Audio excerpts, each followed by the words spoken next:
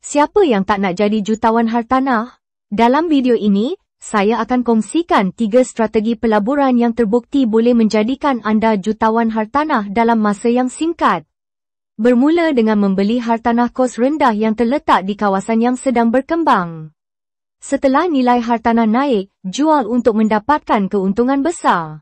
Beli hartanah, lakukan renovasi, dan jual semula pada harga yang lebih tinggi. Ini adalah strategi yang sangat berisiko, tetapi sangat menguntungkan jika dilakukan dengan betul. Beli hartanah dan sewakan untuk memperoleh pendapatan pasif. Ini adalah cara terbaik untuk menjana wang secara berterusan dan menambah kekayaan anda dari masa ke masa. Dengan menggunakan ketiga-tiga strategi ini, anda boleh memulakan perjalanan menuju menjadi jutawan hartanah. Jangan lupa like, share dan follow untuk lebih banyak tips pelaburan hartanah.